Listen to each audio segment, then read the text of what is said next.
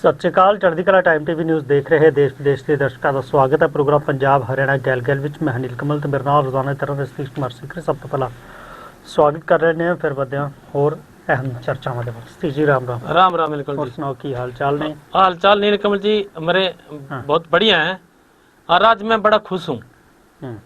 खुश इस बात को लेकर हूँ कि एक अधिकारी ने आज ऐसी बात कह दी जिसकी शायद छोटे अधिकारी कभी कल्पना कर ही नहीं सका थे। मैं बात करूँ पंजाब के राज्यपाल ने आज ऐसे बोल कह दिए अधिकारियों से, भाई झूठ ना बोलो, आंकड़े कुछ और हुए और हकीकत जो है कुछ और हुआ है। अक्सर आपने याद होगा, आप भी जो है बचपन थे, जब हम छोटे छोटे थे स्कूलों में पौधे लगाए करते थे, वन महोत्सव चल रहा। उसके बाद सरकार ना जो वन महोत्सव है वो बड़े अच्छे लेवल पे हर जिले में हर जो है उसमें स्टेट में वन महोत्सव मनाए जाने लग रहे। कागजों में आए साल इतने पौधे लगाए जावा, वह रिकॉर्ड बना, रिकॉर्ड तोड़ दिया भाई। पौधे लगाएगा करीब 5 लाख का कोई अगर लेके चलता है अपना भी, हमने 5 साल पौधे 5 लाख पौधे लगाने, तो कहेगा मैंने 6 ला दिए, और कोई 6 का लेगा चलेगा तो कहेगा मैंने 7 लगा दिए। पर धरातल पर स्थिति ज्यों की तू है, यूं कहो कि पौधे कटा है, बढ़ने वाला काम तो है ही नहीं। इतने पौधे हर बार कागजों में लगा, फिर वहां पौधे धरातल पे औंधे क्यों नहीं? यह बात जो है आज पंजाब के राज्यपाल ने कह दी। नीलकमल जी चंडीगढ़ में उन्होंने कहा भी पहाड़ जो है वो नंगे के नंगे पड़े, 2.5 साल हम इतने पौधे लगाए, आंकड़े कुछ और हुए।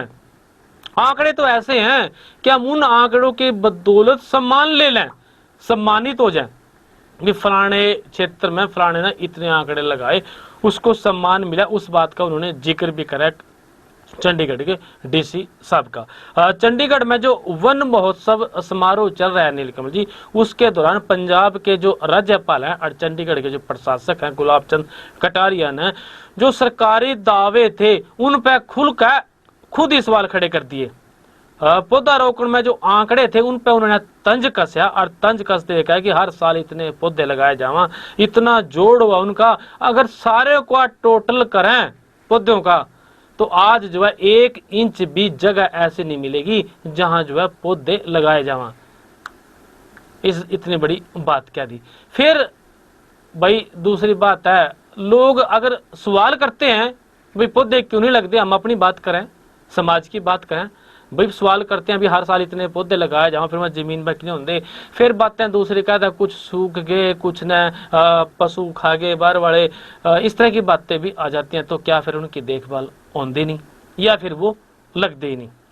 उन्होंने नीलकमल जी गुलाब चंद जी ने इस बात को कहा कि बढ़ा चढ़ा कर जो दावे हैं वो जो है पेश करे जावे, झूठ बोले जावा, यह आदत है अधिकारियों की। इस आदत को लेकर उन्होंने आज खिंचाई करी। उन्होंने कहा कि आत्म मंथन करने की और जो है नसीहत दी, वे अपना आत्म मंथन करो, वास्तविकता में है क्या, हम करने क्या लग रहे हैं। क्योंकि ये एक बात की और उन्होंने खुशी जाहिर करी इस बात की, भाई जो चंडीगढ़ का जो एरिया है वनों का वो जो है पहले की अपेक्षा बड़े जरूर है। आज जो है 51.6% एरिया में चंडीगढ़ में जो है पेड़ लगे हुए हैं। जंगल का एरिया है जो देश में सबसे ज्यादा बताया जावा। बिल्कुल, जो पहला ते वन महोत्सव के दौरान कंपेन शुरू की गई सी, एक टाइम से जो 45% सीगा, पर इस दे दौरान जो काम किया गया, बूटे लाए गए, जंगल लाए गए, मतलब कि उन्होंने देखभाल भी की गई। अज जड़ा जंगलात अधीन जे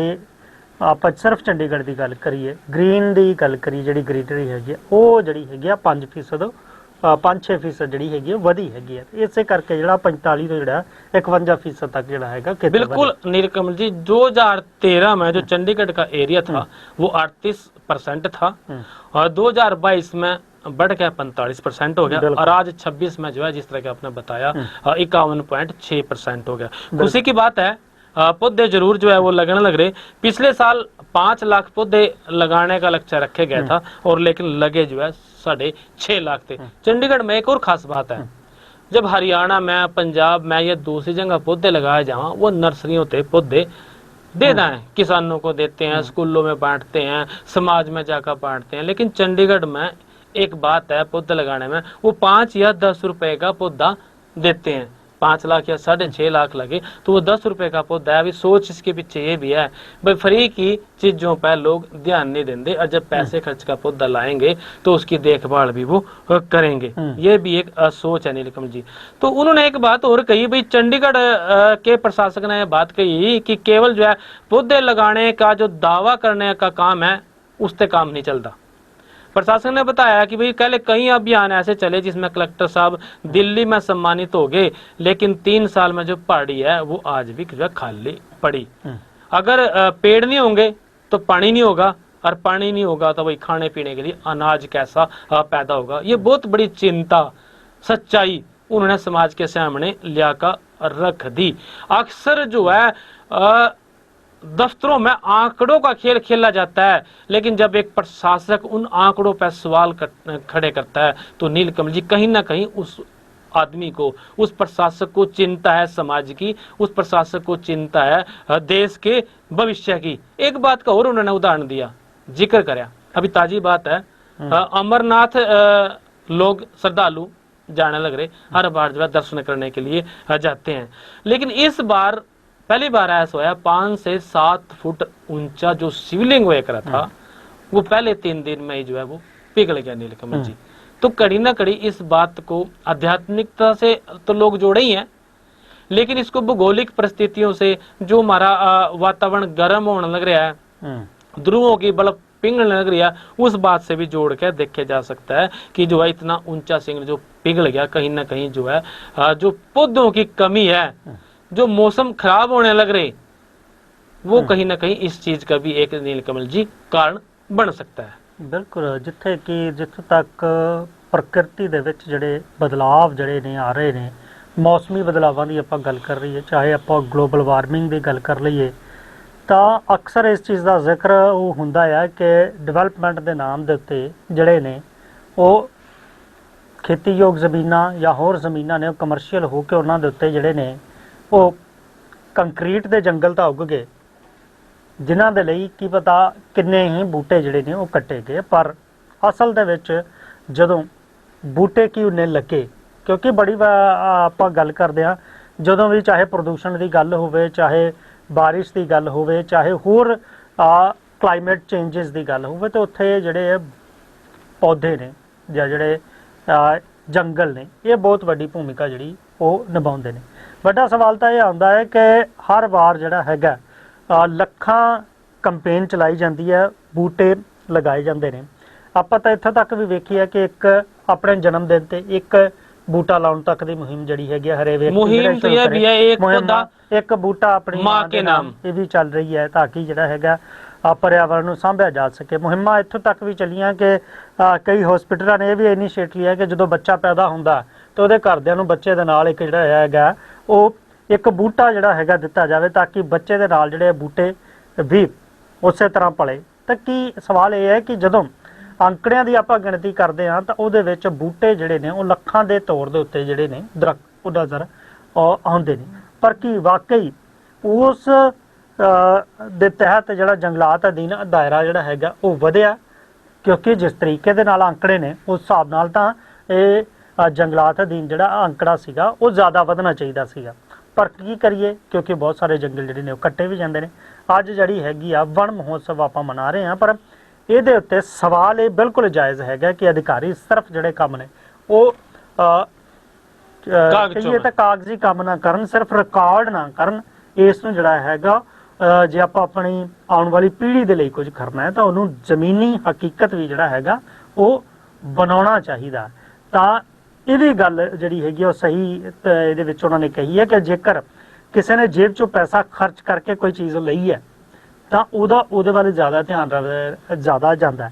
ਕਈ ਵਾਰ ਜਿਹੜੀ ਹੁੰਦੀ ਆ ਮੁਫਤ ਦੀ ਚੀਜ਼ ਵੱਲ ਬੰਦਾ ਜ਼ਿਆਦਾ ਉਹ ਧਿਆਨ ਨਹੀਂ ਦਿੰਦਾ। ਆ ਗਈ ਲਾ ਕੇ ਆਪਣੀ ਜ਼ਿੰਮੇਵਾਰੀ ਉਹ ਜਿਹੜੀ ਹੈਗੀ ਹੈ ਸਿਰਫ ਇੱਥੋਂ ਤੱਕ ਜ਼ਿੰਮੇਵਾਰੀ ਸਮਝਦੇ ਨੇ ਕਿ ਪੌਦਾ ਮਿਲ ਗਿਆ, ਉਸ ਨੂੰ ਸਿਰਫ ਜ਼ਮੀਨ ਦੇ ਵਿੱਚ ਲਗਾ ਦਿੱਤਾ ਤੇ ਬਸ ਉਹਨਾਂ ਦੀ ਜ਼ਿੰਮੇਵਾਰੀ ਖਤਮ ਹੋ ਗਈ। ਪਰ ਉਹਨਾਂ ਦੀ ਜ਼ਿੰਮੇਵਾਰੀ ਇੱਥੇ ਵੀ ਬਣਦੀ ਹੈ ਕਿ ਜੇਕਰ ਤੁਸੀਂ ਬੂਟਾ ਲਾਇਆ ਤਾਂ ਉਹ ਉਸੇ ਤਰ੍ਹਾਂ ਫਲੇ ਫੁੱਲੇ ਜਿਸ ਤਰ੍ਹਾਂ ਪਰਿਵਾਰ ਦਾ ਇੱਕ ਜੀ ਜਿਹੜਾ ਹੈਗਾ ਉਹ ਵੱਧਦਾ ਫੁੱਲਦਾ, ਕਿਉਂਕਿ ਉਸਨੇ ਜਿਹੜਾ ਹੈਗਾ ਸਾਨੂੰ ਜੀਵਨ ਵੀ ਦੇਣਾ ਤੇ ਕਹੀਏ ਤੇ ਸਾਹ ਜਿਹਦੀ ਅੱਜ ਬਹੁਤ ਵੱਡੀ ਜ਼ਿਕਰ ਹੁੰਦਾ ਹੈ ਕਿ ਪ੍ਰਦੂਸ਼ਣ ਬੜਾ ਵੱਧ ਗਿਆ ਤੇ ਉਸਨੇ ਸਾਨੂੰ ਜਿਹੜੀ ਹੈ ਆਕਸੀਜਨ ਵੀ ਦੇਣੀ ਹੈ। चंडीगढ़ वाले को वास्ते भाई एक खुशी की और बात है नीलकमल जी, आज तक जो है डंपिंग ग्राउंड डड्डू माजरे वाला, उसमें बड़े कूड़े का ऊंचा ढेर था, लेकिन एक वह ढेर जो है घट गया, न्यू कह दो के लगभग लगभग रहा को नहीं। इसकी डेवलपमेंट होएगी नीलकमल जी, वन महोत्सव तो चल ही रहा है, और डड्डू माजरा के डंपिंग ग्राउंड को नए तरीके से जो है वो विकसित करा जाएगा।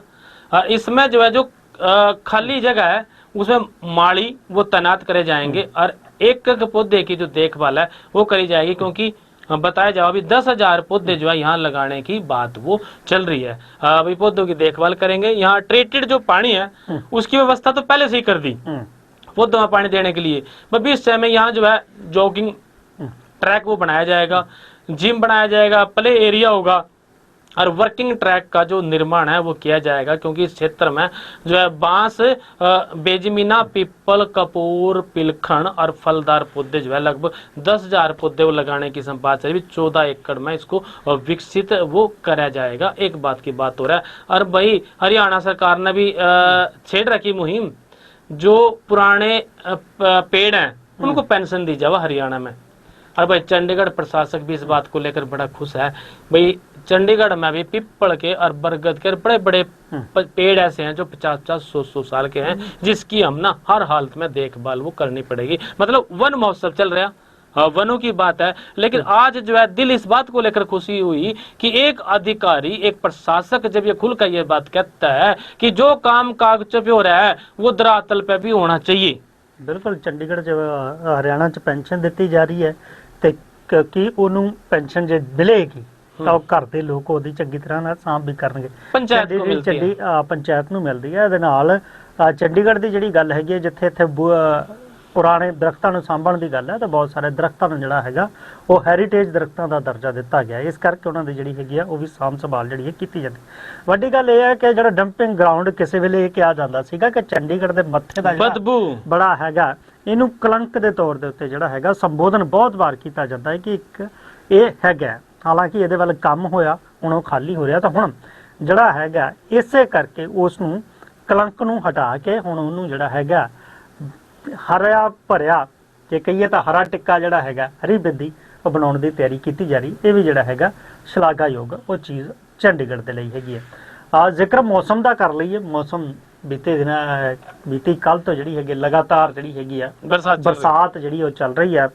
ਪੰਜਾਬ, ਹਰਿਆਣਾ, ਚੰਡੀਗੜ੍ਹ ਦੇ ਵਿੱਚ ਵੀ ਬਹੁਤ ਸਾਰੀਆਂ ਥਾਵਾਂ ਦੇ ਉੱਤੇ ਜਿਹੜੀ ਹੈਗੀ ਇਸ ਚੀਜ਼ ਨੂੰ ਵੇਖਿਆ ਗਿਆ ਕਿ ਇਸ ਬਾਰਿਸ਼ ਦੇ ਦੌਰਾਨ ਪਾਣੀ ਨਜ਼ਰ ਆਇਆ, ਤੇ ਇਸ ਦੌਰਾਨ ਬਹੁਤ ਸਾਰੀਆਂ ਥਾਵਾਂ ਦੇ ਉੱਤੇ ਜਿਹੜੇ ਨੇ ਉਹ ਦਰਖਤ ਵੀ ਜਿਹੜੇ ਡਿੱਗੇ ਸੀਗੇ। ਅੱਜ ਚੰਡੀਗੜ੍ਹ ਦੇ ਵਿੱਚ ਵੀ ਬਹੁਤ ਸਾਰੀਆਂ ਥਾਵਾਂ ਤੇ ਦਰਖਤ ਡਿੱਗਣ ਦੇ ਕਾਰਨ ਜਿਹੜੀ ਹੈਗੀ ट्रैफिक व्यवस्था कुछ जड़ी हैगी है वो चरमराई नजर। नीलकंठ जी बता दूं, चंडीगढ़ में ट्रैफिक व्यवस्था इस वजह से भी चरमरा रही क्योंकि जो पंजाब के किसान हैं उनमें जो है 34 सेक्टर में आज उन्होंने अपना उनका धरना प्रदर्शन है। बिल्कुल, आज रैली होना, परमिशन मिलेगी और रैली की कुछ बातें हैं उनकी, कुछ मुद्दे हैं, उस पर हम बात जरूर करेंगे। तो ट्रैफिक व्यवस्था की बात करूँ था भाई, हिदायत है अपना जो रूट है मेन रूट ना छोड़कर दाएं बाएं से होकर जाएं, क्योंकि किसान जो है ट्रैक्टर ट्रैलियां लेकर चंडीगढ़ में हैं, और उस वजह से आज सुबह से जो ट्रैफिक व्यवस्था है वो लगभग इस एरिया की चरमराई हुई सी नजर आ रही थी। कुछ तो बरसात थी और ऊपर से जो है फिर दूसरी बात यह होगी। बिल्कुल, पुलिस वाले जरूर इस व्यवस्था ਨੂੰ दुरुस्त ਕਰਨ ਦੇ ਲਈ ਲੋਕਾਂ ਨੂੰ ਜਿਹੜਾ ਹੈਗਾ ਉਹ ਸਹੀ ਰਸਤੇ ਪਾਉਣ ਦੇ ਲਈ ਉਹ ਲੱਗੇ ਹੋਏ ਨੇ। ਇਹਦੇ ਨਾਲ ਜਿਹੜੀ ਹੈਗੀ ਆ ਟ੍ਰੈਫਿਕ ਐਡਵਾਈਜ਼ਰੀ ਵੀ ਚੰਡੀਗੜ੍ਹ ਪੁਲਿਸ ਦੇ ਵੱਲੋਂ ਜਿਹੜੀ ਹੈਗੀ ਆ ਲੋਕਾਂ ਦੇ ਲਈ ਉਹ ਜਾਰੀ ਕੀਤੀ ਗਈ, ਜਿਹਨੂੰ ਫੋਲੋ ਕਰਨਾ ਜਿਹੜਾ ਹੈਗਾ ਜ਼ਰੂਰੀ ਹੈਗਾ। ਜ਼ਿਕਰ ਮੁੜਾਉਂਦੇ ਆ ਆਪਾਂ ਪੰਜਾਬ ਦੀ ਸਿਆਸਤ ਦਾ ਇੱਕ ਵਾਰ ਜ਼ਿਕਰ ਕਰ ਲਈ, ਕਿਉਂਕਿ SIR ਚੱਲ ਰਹੀ ਹੈ। ਕੱਲ ਆਪਾਂ ਇਸ ਗੱਲ ਦਾ ਜ਼ਿਕਰ ਕੀਤਾ ਸੀਗਾ ਕਿ ਬਹੁਤ ਸਾਰੀਆਂ ਸੇਵਾਵਾਂ ਜਿਹੜੀਆਂ ਨੇ ਜੇਕਰ ਵੋਟਰ ਤੁਹਾਡੇ ਕੋਲ ਬੰਦ ਹੋ ਜਾਣਗੀਆਂ, ਜੇਕਰ ਕੱਟਦੀਆਂ ਨੇ ਉਹਦੇ ਵਿੱਚੋਂ ਤੁਹਾਡਾ ਵੋਟਰ ID ਚੋਂ ਨਾਮ ਕਟੋ ਜਾਂਦਾ ਜੇ SIR ਦੇ ਦੌਰਾਨ, ਤੇ ਬਹੁਤ ਸਾਰੀਆਂ ਸੁਵਿਧਾਵਾਂ ਜਿਹੜੀਆਂ ਨੇ ਜਿਹੜੇ ਸਰਕਾਰੀ ਯੋਜਨਾਵਾਂ ਉਹਦੇ ਤੋਂ ਤੁਸੀਂ ਜਿਹੜਾ ਹੈਗਾ ਉਹ ਵਾਂਝੇ ਰਹਿ ਸਕਦੇ ਹੋ। ਤੇ ਇਸ ਗੱਲ ਦਾ ਖਦਸ਼ਾ ਕੱਲ ਜਿਹੜੇ ਹੈਗੇ ਆ ਉਹ ਕੈਬਨਿਟ ਮੰਤਰੀ ਜਿਹੜੇ ਨੇ ਅਮਨ ਅਰੋੜਾ ਉਹਨਾਂ ਨੇ ਵੀ ਜਿਹੜੀ ਹੈਗੀ ਆ ਉਹ ਜ਼ਾਹਿਰ ਕੀਤੀ ਹੈ, ਤੇ ਲੋਕਾਂ ਨੂੰ ਇਹਦੇ ਵਿੱਚ ਸਹਿਯੋਗ ਕਰਨ ਦੀ ਜਿਹੜੀ ਹੈਗੀ ਉਹ ਗੱਲ ਕੀਤੀ ਹੈ ਕਿ SIR ਦੇ ਵਿੱਚ ਜ਼ਰੂਰ ਹਿੱਸਾ ਲਵੋ, ਕਿਉਂਕਿ ਜੇਕਰ ਇਸ ਤਰ੍ਹਾਂ ਨਾਲ ਹੁੰਦਾ ਹੈ ਤਾਂ ਜਿਹੜੀ ਹੈਗੀ ਸਰਕਾਰੀ ਯੋਜਨਾਵਾਂ ਦਾ, ਕਿਉਂਕਿ ਕੇਂਦਰ ਵੱਲੋਂ ਯੋਜਨਾਵਾਂ ਦਿੱਤੀਆਂ ਜਾਂਦੀਆਂ ਉਹਦੇ ਲਈ ਕ੍ਰਾਈਟੇਰੀਆ ਜਿਹੜੇ ਤੈਅ ਕੀਤੇ ਗਏ ਨੇ ਉਹਦੇ ਵਿੱਚ ਫਿਰ ਜਿਹੜੀ ਹੈਗੀ ਆ ਉਹ ਦਿੱਕਤ ਉਹ ਆ ਸਕਦੀ ਹੈ। ਉਹਨਾਂ ਲੋਕਾਂ ਨੂੰ ਖੁਦ ਅਪੀਲ ਕੀਤੀ ਹੈ ਕਿ SIR ਜਿਹੜੀ ਚੱਲ ਰਹੀ ਹੈ ਉਹਦੇ ਵਿੱਚ ਖੁਦ ਵੱਧ ਚੜ ਕੇ ਜਿਹੜਾ ਹੈਗਾ ਹਿੱਸਾ ਲੈਣ ਤੇ ਜੋ ਵੀ ਚੀਜ਼ਾਂ ਮੰਗੀਆਂ ਗਈਆਂ ਨੇ ਉਹਨਾਂ ਦਾ ਤੁਸੀਂ ਉਹਦੇ ਵਿੱਚ ਉਹ ਸਹਿਯੋਗ ਕਰੋ ਤਾਂ ਕਿ ਵੋਟ ਨਾ ਕੱਟੇ ਤੇ ਜਿਹੜੀਆਂ ਸਰਕਾਰੀ ਯੋਜਨਾਵਾਂ ਨੇ ਉਹਦਾ ਜਿਹੜਾ हैगा सीधे तौर पे लाभ उन तक पहुंचता हो। अरोड़ा जी ने तो एक चिंता और प्रकट कर दी थी जब एक सवाल उनसे पूछे गया भाई जो SIR है उसका क्या आम आदमी पार्टी पे कुछ असर पड़ेगा। भाई चिंता जाहिर कर दी वोट बैंक थे, हाँ वोट बैंक थे भाई आम आदमी पार्टी बनी सारी पार्टियों में पड़ेगा और सब ने जो है अपना संचेत रहेगा ध्यान ते वोटा जो है वो जरूर अपनी SIR करवानी है। अगर इसमें लापरवाही होगी तो फिर वोट कटेगी। एक तो जो है पार्टियों के वोट बैंक पर फर्क पड़ेगा चाहे वो कोई सी पार्टी हो और दूसरा भाई जो सरकारी सुविधाएं हैं उन पर जो है फर्क वो पड़ेगा। नीलकमल जी अब बात करें नीलकमल जी हरियाणा के CM की। आज तारीख है 10 जुलाई और हर महीने की 10 तारीख ने मैं एक PC करे करा और PC में वो बताया कि करा जो योजनाएं हरियाणा में चल रही हैं वो किसी भी तरह की हो चाहे वो जो है मकान देने की योजना हो, पेंशन देने की योजना हो, दयालु योजना हो, नीलकमल जी हर घर गृहिणी योजना हो, लाडो लक्ष्मी योजना हो, उनके जो लाभार्थी हुआ महीने में जो इकट्ठे हुए हैं उनको हर 10 तारीख ने जो है रिमोट कंट्रोल दबाएगा और वो जो लाभार्थियों को लाभ देते हैं उनके पैसे जो है खाते में डाले जाते हैं। आज भी जो है हरियाणा के CM ने जो है लाखों करोड़ रुपए हरियाणा वासियों के खाते में डाले। नीलकमल जी ये तो रूटीन की बात है भी आज जो है सामाजिक सुरक्षा पेंशन योजना के तहत 1121 करोड़ रुपए 39 लाख रुपए की जो राशि थी वो सीधे 34,83,000 लाभार्थियों खाते में डाली गई। लाडो लक्ष्मी योजना की आज जो है 9वीं किस्त वो जारी करी गई और 9,98,000 लाभार्थी जो बहन बेटी हैं उनको जो है 209.69 करोड़ रुपए की जो राशि थी वो आज दी गई है। नीलकमल जी भाई मेरे मन में एक बात आया कर थी क्योंकि लोग चर्चा कर रहे थे मेरे तो क्या था हमारे तो सवाल होंगे नहीं सवाल तो हैं सारे के सारे अब पब्लिक के भाई हर महीने जो CM साहब है वो ये क्यों करते हैं कोई तारीख क्यों निर्धारित कर दी। उस बात का बात आज एक जवाब आया भाई कांग्रेस पार्टी वाले ने कहा था BJP ने करया के है भाई पैसे तो देनी है भाई ये पहली ऐसी पार्टी है जो हर महीने का अपना शाब देवा बैठका भाई हम ना इतने पैसे लाडो लक्ष्मी योजना के दिए, इतने उज्ज्वला को दिए, इतने जो है दयालु योजना को दिए। मतलब कहीं ना कहीं जो विपक्षी पार्टियां हैं ये उनका मुंह बंद करने का भी एक ਤਰੀਕਾ ਹੈ। ਮੂੰਹ ਬੰਦ ਕਰਨ ਦਾ ਵੀ ਤਰੀਕਾ। ਵੈਸੇ ਇੱਕ ਗੱਲ ਇਹ ਵੀ ਹੈਗੀ ਹੈ ਕਿ ਇਹ ਗੱਲ ਸਹੀ ਵੀ ਹੈਗੀ ਹੈ ਕਿ ਤੁਸੀਂ ਇੱਕ ਤਰੀਕ ਤਾਂ ਨਿਰਧਾਰਿਤ ਕਰ ਦਿੱਤੀ ਹੈ ਕਿ ਇਸ ਦਿਨ ਜਿਹੜੇ ਹੈਗੇ ਆ DBT ਜਿਹਨਾਂ ਦੇ ਡਾਇਰੈਕਟ ਬੈਨੀਫਿਟ ਟ੍ਰਾਂਸਫਰ ਜਿਨ੍ਹਾਂ ਦੇ ਖਾਤਿਆਂ ਦੇ ਵਿੱਚ ਜਿਨ੍ਹਾਂ ਨੂੰ ਯੋਜਨਾਵਾਂ ਦਾ ਲਾਭ ਮਿਲ ਰਿਹਾ ਉਹਨਾਂ ਦੇ ਖਾਤੇ 'ਚ ਇਸ ਤਰੀਕ ਨੂੰ ਜਿਹੜੇ ਨੇ ਉਹ ਪੈਸੇ ਆਉਣੇ ਸ਼ੁਰੂ ਹੋ ਜਾਣਗੇ। ਇਸ ਤਰੀਕ ਤੋਂ ਪਹਿਲਾਂ ਤਾਂ ਯੋਜਨਾਵਾਂ ਦੇ ਲਾਭ ਦੇ ਪੈਸੇ ਆਉਂਦੇ ਸੀਗੇ ਬੰਦੇ ਨੂੰ ਇਹੀ ਨਹੀਂ ਪਤਾ ਲੱਗਦਾ ਕਿ ਅੱਜ ਤੋਂ ਜਾਰੀ ਹੋ ਗਏ ਆਉਣੇ ਜਾਂ ਕਦੋਂ ਆਣੇ ਨੇ ਕਦੋਂ ਨਹੀਂ ਆਉਣੇ। ਉਹਨੂੰ ਤਾਂ ਬੈਂਕਾਂ ਦੇ ਵਿੱਚ ਜਿਹੜੇ ਧੱਕਾ ਖਾਣਾ ਪੈਂਦਾ ਸੀਗਾ ਜਾ ਕੇ ਬਾਰ-ਬਾਰ ਇਹ ਪੁੱਛਣਾ ਪੈਂਦਾ ਸੀਗਾ ਕਿ ਮੇਰੀ ਪੈਨਸ਼ਨ ਆ ਗਈ ਜਾਂ ਮੈਨੂੰ ਜਿਹੜੀ ਸਰਕਾਰੀ ਯੋਜਨਾ ਦਾ ਲਾਭ ਮਿਲਦਾ ਉਹਦੇ ਪੈਸੇ ਆ ਗਏ 20 ਤਾਰੀਖ ਤੱਕ ਆ ਜਾ ਕਰ ਨਹੀਂ ਆਏ ਤਾਂ ਜਾਣਾ ਪੈਂਦਾ ਸੀਗਾ। ਪਰ ਇਹ ਹੈਗਾ ਘੱਟੋ ਘੱਟ ਇਹਨਾਂ ਦਾ ਪਤਾ ਲੱਗ ਗਿਆ ਵੀ 10 ਤਰੀਕ ਨੂੰ ਜਿਹੜੇ ਹੈਗੇ ਆ ਤੁਹਾਡੇ ਖਾਤੇ 'ਚ ਜਿਹੜੇ ਨੇ ਉਹ ਪੈਸੇ ਪਾਉਣੇ ਸ਼ੁਰੂ ਹੋਣਗੇ।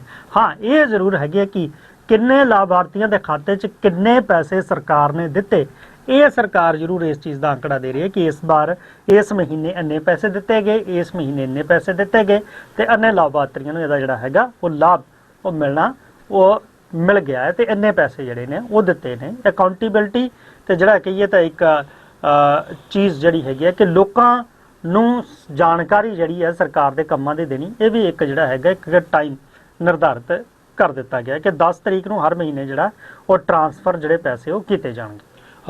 बिल्कुल नीलकमल जी ये बात करें अभी जिस तरह की आपने बात छेड़ी थी भाई चंडीगढ़ में आज भीड़ भाड़ है जाम जोम की स्थिति है वैकल्पिक रास्ते अपनाएं। भाई जब तक हम 100 रिकॉर्ड करने लग रहे हैं उस टाइम तक जो पंजाब के किसान हैं संयुक्त किसान मोर्चा वो जो है अपनी कई मांगों को लेकर चंडीगढ़ में प्रदर्शन करने के लिए रैली करने के लिए वो पहुंच गए। हालांकि उनको परमिशन मिल गई और परमिशन मिलने के बाद जो अब वो ट्रैक्टर ट्रैली लेकर चंडीगढ़ में आए।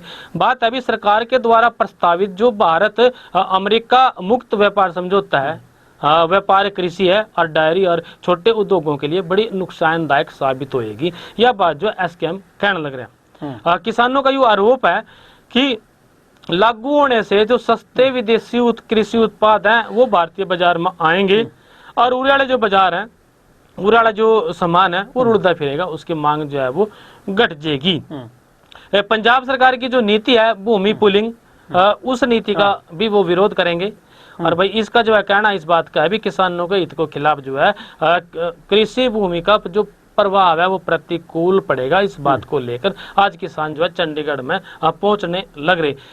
एसकेएम के आह्वान पर, संयुक्त किसान मोर्चा के आह्वान पर शुक्रवार को चंडीगढ़ के 34 स्थित जो प्रदर्शनी ग्राउंड है उसमें जो है एक महापड़ाव और विशाल किसान रैली को देखते हुए जो ट्रैफिक व्यवस्था थी पुलिस ने उसके लिए एडवाइजरी भी वो जारी करी। बड़ी संख्या में किसानों की आवाजाही और सुरक्षा को ध्यान में रखते हुए लगभग आज 12:30 बजे से लेकर 2 बजे तक शहर के जो मुख्य मार्ग है उनका जो रूट है वो बदला गया और कई स्थानों पर जो आवाजाही थी वो सीमित कर दी गई और लोगों से अपील करी गई वो इन मार्गों पर जाने से बचे और वैकल्पिक रास्तों का जो है वो चयन करे, क्योंकि आज जो है किसान चंडीगढ़ में है। बिल्कुल किसानों की जी है लगातार जी इस चीज़ का रोस है। पहला WTO का वर्ल्ड ट्रेड ऑर्गेनाइजेशन तो भारत ਨੂੰ ਜਿਹੜਾ ਸੰਬੰਧਿਤ ਤੋਂ ਬਾਹਰ ਕਰਨ ਦੀ ਗੱਲ ਕੀਤੀ ਜਾ ਰਹੀ ਸੀਗੀ ਕਿ ਉੱਥੋਂ ਜਿਹੜਾ ਬਾਹਰ ਆਉਣਾ ਚਾਹੀਦਾ ਹੈ, ਕਿਉਂਕਿ ਉਹਦੇ ਨਾਲ ਜੇ ਜਿਹੜਾ ਹੈਗਾ ਦਬਾਅ ਜ਼ਰੂਰ ਖੇਤੀ ਪ੍ਰਧਾਨ ਦੇਸ਼ ਹੈਗਾ ਪੰਜਾਬ ਹਰਿਆਣਾ ਹੁਣ ਬਹੁਤ ਸਾਰੇ ਸੂਬੇ ਨੇ ਉਹਨਾਂ ਦੇ ਉੱਤੇ ਜਿਹੜੀ ਹੈਗੀ ਆ ਮਾੜਾ ਅਸਰ ਪਵੇਗਾ। ਉਸ ਤੋਂ ਬਾਅਦ ਅਮਰੀਕਾ ਦੇ ਨਾਲ ਟ੍ਰੇਡ ਡੀਲ ਹੁੰਦੀ ਹੈ। ਟ੍ਰੇਡ ਡੀਲ ਨੂੰ ਲੈ ਕੇ ਜਿਹੜੀ ਲਗਾਤਾਰ ਜਿਹੜੇ ਕਿਸਾਨ ਨੇ ਉਹ ਆਪਣੀ ਲੜਾਈ ਲੜ ਰਹੇ ਨੇ। ਇਸ ਨੂੰ ਲੈ ਕੇ ਜਿਹੜਾ ਹੈਗਾ ਇਸ ਦਾ ਵਿਰੋਧ ਜਿਹੜਾ ਉਹ ਦਰਜ ਕਰਵਾਇਆ ਜਾ ਰਿਹਾ ਤੇ ਇਸੇ ਕਰਕੇ ਜਿਹੜੇ ਅਮਰੀਕਾ ਦੇ ਨਾਲ ਹੋਈ ਟ੍ਰੇਡ ਡੀਲ ਦੇ ਵਿਰੋਧ ਦੇ ਵਿੱਚ ਜਾਂ ਹੋਰ ਮੰਗਾਂ ਨੂੰ ਲੈ ਕੇ ਚੰਡੀਗੜ੍ਹ ਦੇ ਵਿੱਚ ਜਿਹੜਾ ਹੈਗਾ ਅੱਜ ਉਹ ਰੈਲੀ ਜਿਹੜੀ ਕੀਤੀ ਜਾ ਰਹੀ ਹੈ। ਇਸ ਰੈਲੀ ਤੋਂ ਬਾਅਦ ਅਗਲਾ ਜਿਹੜਾ ਹੈਗਾ ਸੰਘਰਸ਼ ਦੀ ਕੋਈ ਰੂਪਰੇਖਾ ਅਗਲੀ ਦੱਸੀ ਜਾਵੇਗੀ। ਜਿੱਥੇ ਤੱਕ ਤੁਸੀਂ ਲੈਂਡ ਪੁਲਿੰਗ ਦਾ ਜ਼ਿਕਰ ਕੀਤਾ, ਕਿਸਾਨ ਪੰਜਾਬ ਦੇ ਲੈਂਡ ਪੁਲਿੰਗ ਪਾਲਿਸੀ ਦਾ ਵੀ ਵਿਰੋਧ ਕਰ ਰਹੇ ਨੇ। ਹਾਲਾਂਕਿ ਪਿਛਲੀ ਵਾਰੀ ਜਿਹੜੀ ਲੈਂਡ ਪੁਲਿੰਗ ਪਾਲਿਸੀ ਜਿਹੜੀ ਬਣਾਈ ਗਈ ਸੀ ਉਹਦਾ ਲਗਾਤਾਰ ਵਿਰੋਧ ਹੋਣ ਤੋਂ ਬਾਅਦ ਉਸ ਨੂੰ ਵਾਪਸ ਲੈ ਲਿਆ ਗਿਆ ਸੀਗਾ, ਪਰ ਹੁਣ ਉਹਦੇ ਵਿੱਚ ਨਵੀਆਂ ਸੋਧਾਂ ਕਰ ਦਿੱਤੀਆਂ ਗਈਆਂ ਕੀਤੀਆਂ ਗਈਆਂ ਨੇ ਕਿ ਕਿਸਾਨਾਂ ਦਾ ਹਿੱਸਾ ਵਧਾਏਗਾ, ਉਹਨਾਂ ਨੂੰ ਹੋਰ ਵੀ ਸੁਵਿਧਾਵਾਂ ਦੀ ਜਿਹੜੀ ਹੈਗੀ ਆ ਗੱਲ ਉਹ ਕੀਤੀ ਗਈ ਆ। ਤੇ ਨਵੀਂ ਲੈਂਡ ਪੁਲਿੰਗ ਪਾਲਿਸੀ ਦੇ ਵਿੱਚ ਵੀ ਜਿਹੜਾ ਹੈਗਾ ਕੁਝ ਕਿਸਾਨ ਜਿਹੜੇ ਨੇ ਉਹਨਾਂ ਨੂੰ ਇਤਰਾਜ਼ ਜਿਹੜੇ ਉਹ ਹੈਗੇ ਨੇ ਤੇ ਇਹਨਾਂ ਇਤਰਾਜ਼ਾਂ ਨੂੰ ਲੈ ਕੇ ਕਿਸਾਨ ਲਗਾਤਾਰ ਜਿਹੜੇ ਉਹ ਸੰਘਰਸ਼ ਕਰ ਰਹੇ ਨੇ। ਸਿਰਫ ਇਹੀ ਨਹੀਂ ਹੈਗਾ, ਇਹਦੇ ਨਾਲ ਪੰਜਾਬ ਸਰਕਾਰ ਕੋਲੋਂ ਜਿਹੜੀ ਹੈਗੀ ਆ ਖੇਤੀ ਨੀਤੀ ਨੂੰ ਲੈ ਕੇ ਵੀ ਜਿਹੜੀ ਮੰਗ ਕਰ ਰਹੇ ਨੇ। ਇੱਕ ਜਿਹੜੀ ਹੈਗੀ ਆ ਪਰਿਆਵਰਣ ਦੇ ਕਹੀਏ ਤਾਂ ਅਨੁਕੂਲ ਪਰਿਆਵਰਣ ਨੂੰ ਸੂਟ ਖਾਂਦੀ ਜਿਹੜੀ ਇੱਕ ਖੇਤੀ ਨੀਤੀ ਜਿਹੜੀ ਹੈ ਉਹ ਵੀ ਜਿਹੜੀ ਹੈਗੀ ਆ ਉਹ ਲਿਆਂਦੀ ਜਾਵੇ। ਤੇ ਜ਼ਿਕਰ ਇਹਦਾ ਵੀ ਕਰ ਲੈਂਦੇ ਹਾਂ। ਜ਼ਿਕਰ ਦਿਲਜੀਤ ਦੋਸਾਂਝ ਦੀ ਫਿਲਮ ਜਿਹੜੀ ਹੈਗੀ ਆ ਸਤਲੁਜ, ਉਸ ਤੋਂ ਬਾਅਦ ਖੜੇ ਹੋਏ ਵਿਵਾਦ ਤੋਂ ਬਾਅਦ ਬਹੁਤ ਸਾਰੇ ਰਾਜਨੀਤਿਕ ਜਿਹੜੀਆਂ ਨੇ ਉਹ ਵੀ ਹਲਚਲਾਂ ਜਿਹੜੀਆਂ ਨੇ ਉਹ ਤੇਜ਼ ਹੈਗੀਆਂ ਨੇ, ਉਹ ਜਿਹੜੀਆਂ ਦੇਖੀ ਜਾ ਰਹੀਆਂ ਨੇ। ਇੱਕ ਦੂਸਰੇ ਦੇ ਉੱਤੇ ਇਲਜ਼ਾਮਬਾਜ਼ੀਆਂ ਲੱਗ ਰਹੀ ਕਿ ਇਹਦੇ ਸਮੇਂ ਤੇ ਇਹ ਹੋਇਆ, ਇਹਦੇ ਸਮੇਂ ਤੇ ਉਹ ਹੋਇਆ। ਹਾਲਾਂਕਿ ਬੀਬੀ ਖਾਲੜਾ ਦੇ ਬਿਆਨ ਦਾ ਵੀ ਬੜਾ ਜ਼ਿਕਰ ਹੈਗਾ ਕਿ ਸ਼੍ਰੋਮਣੀ ਅਕਾਲੀ ਦਲ ਦੇ ਵਿੱਚ ਖਾਲੜਾ ਸਾਹਿਬ ਨੇ ਮਨੁੱਖੀ ਅਧਿਕਾਰਾਂ ਦੇ ਤਹਿਤ ਜਿਹੜੇ ਖੁਲਾਸੇ ਕੀਤੇ, ਪਰ ਜਦੋਂ ਉਹਨਾਂ ਨੂੰ ਪੁਲਿਸ ਚੁੱਕ ਕੇ ਲੈ ਜਾਂਦੀ ਹੈ ਫਿਰ ਉਹਨਾਂ ਨੂੰ ਲੱਭਣ ਦੀ ਗੱਲ ਆਉਂਦੀ ਹੈ ਤਾਂ ਉਹਨਾਂ ਨੇ ਉਸ ਵੇਲੇ ਮੁੱਖ ਮੰਤਰੀ ਪ੍ਰਕਾਸ਼ ਸਿੰਘ ਬਾਦਲ ਹੋਰਾਂ ਨੂੰ ਕਿਹਾ ਸੀਗਾ ਕਿ ਆਪਾਂ ਲੱਭੀਏ, ਤਾਂ ਉਹਨਾਂ ਨੂੰ ਅੱਗੋਂ ਜਿਸ ਤਰ੍ਹਾਂ ਦਾ ਜਵਾਬ ਮਿਲਦਾ ਉਹ ਸਾਰਾ ਸੋਸ਼ਲ ਮੀਡੀਆ ਦੇ ਉੱਤੇ ਉਹ ਨਜ਼ਰ ਆ ਰਿਹਾ, ਵਾਇਰਲ ਵੀ ਹੋ ਰਿਹਾ। ਕੱਲ ਇਸ ਗੱਲ ਦਾ ਵੀ ਜ਼ਿਕਰ ਹੋਇਆ ਕਿ ਸੋਸ਼ਲ ਮੀਡੀਆ ਦੇ ਉੱਤੇ ਵਿਰੋਧੀ ਪਾਰਟੀ ਦੇ ਵੱਲੋਂ ਖਾਸ ਕਰਕੇ ਸ਼੍ਰੋਮਣੀ ਅਕਾਲੀ ਦਲ ਦੇ ਵੱਲੋਂ ਇੱਕ ਜਿਹੜੀ ਹੈਗੀ ਆ ਉਹ ਗੱਲ ਕਹੀ ਜਾ ਰਹੀ ਹੈ ਆਪਣੇ ਪੇਜ ਦੇ ਉੱਤੇ ਕਿ ਜਿਹੜਾ ਜਸਵੰਤ ਸਿੰਘ ਖਾਲੜਾ ਦੇ ਮਾਮਲੇ ਦੇ ਵਿੱਚ ਇੱਕ ਦੋਸ਼ੀ DSP ਜਸਪਾਲ ਸਿੰਘ ਹੈਗਾ, ਉਸ ਦੀ ਸਜ਼ਾ ਮਾਫੀ ਦੀ ਜਿਹੜੀ ਹੈਗੀ ਆ ਮਤਲਬ ਪ੍ਰੀ ਮੈਚੁਅਰ ਜਿਹੜੀ ਰਿਲੀਜ਼ਿੰਗ ਦੀ ਜਿਹੜੀ ਹੈਗੀ ਆ ਫਾਈਲ ਉਹਦੇ ਉੱਤੇ ਮੁੱਖ ਮੰਤਰੀ ਨੇ ਸਾਈਨ ਕੀਤੇ ਹੋਏ ਨੇ ਤੇ ਉਹ ਇਸ ਵੇਲੇ ਰਾਜਪਾਲ ਦੇ ਕੋਲ ਜਿਹੜੀ ਹੈਗੀ ਹੈ ਉਹ ਪੈਂਡਿੰਗ ਪਾਈ ਹੋਈ ਹੈ ਤੇ ਅੱਗੇ ਕਰਨ ਦੀ ਤਿਆਰੀ ਹੈਗੀ। ਕੱਲ ਆਮ ਆਦਮੀ ਪਾਰਟੀ ਨੇ ਇਸ ਗੱਲ ਨੂੰ ਸਾਫ਼ ਕੀਤਾ ਹੈ ਕਿ ਇਸ ਤਰ੍ਹਾਂ ਦੀ ਕੋਈ ਵੀ ਫਾਈਲ ਜਿਹੜੀ ਹੈਗੀ ਆ ਉਹਦੇ ਉੱਤੇ ਨਾ ਤਾਂ ਮੁੱਖ ਮੰਤਰੀ ਨੇ ਕਦੇ ਸਾਈਨ ਕੀਤੇ ਨੇ ਤੇ ਨਾ ਹੀ ਇਸ ਤਰ੍ਹਾਂ ਦੀ ਫਾਈਲ ਪੰਜਾਬ ਸਰਕਾਰ ਦੇ ਕੋਲ ਆਈ ਹੈ।